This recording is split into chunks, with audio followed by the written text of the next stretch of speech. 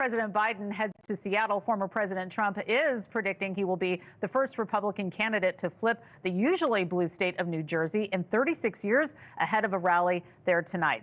But when it all comes to the 50 states and the recent polling numbers that we're looking at, it shows that it's really still anyone's race. Joining me now, journalist and NewsNation contributor Lindsey Granger. Lindsey, all right, as we take a look at this, obviously what the conversation we just had about what happened in court, that plays in to the numbers and how people are perceiving both candidates. How do you think it's going? Yeah, I think Trump, if he's found guilty in this trial and he does become a felon, it's beyond the parameters of what's been historically acceptable by anyone. And so that can deeply affect him in this election. So when he goes to places like New Jersey, there's probably not a chance that he's going to flip that state after 36 years. But I think it's showing, especially given the proximity to New York and all the bad press that he's getting, that he's invested in some of these voters that may be the 1 in 4 voters that are still on the fence somewhere. And I think it's important to show your face there, especially because Democrats have been hounding all he's done in Atlantic City to kind of bring down the Jersey economy. And he has to kind of rectify that argument and go to his voters and say,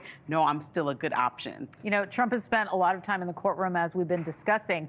But how important is that? Because it's not like people don't know who he is, right? And it doesn't, we all know his message because we hear it over and over again, not only on the campaign trail, but in the courtroom hallway as well. Yes, it's the same message that I'm the victim and this is a targeted attack from President Biden's team, which we know hasn't been proven in any way, but that's what he's sticking with. And a lot of voters have been sticking with him. But I think for their moral compass, they may draw the line if it comes down to a criminal felon conviction. And I know we're not there or anywhere close to there yet. We still have to see how this trial goes. But civil suits are way different than this one. And this is just the first of many, but this is the key one because it may be the only one before Election Day. So I think he has a big issue to worry about. And then also he has to worry about how he's going to present himself because the press has been overwhelmingly bad for him in this instance. And he's been speaking out against his gag order and doesn't have a lot of room to say much. So he better just send a message of what he will do if he does become the next president. Right. And how closely are people watching what he says, you know, at these events too, right? I mean, because if he hits that second line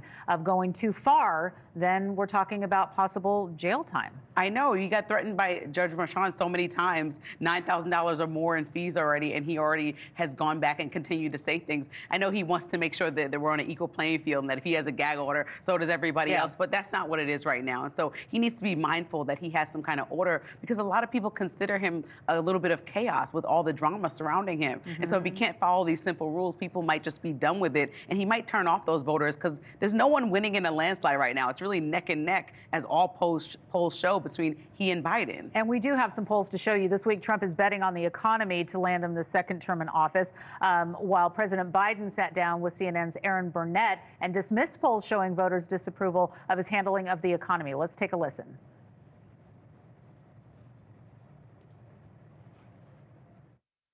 It's also true right now, Mr. President, that voters by a wide margin trust Trump more on the economy. Are you worried that you're running out of time to turn that around? We've already turned it around. Look at the Michigan survey. For 65% of American people think they're in good shape economically. They think the nation's not in good shape, but they're personally in good shape. The polling data has been wrong all along.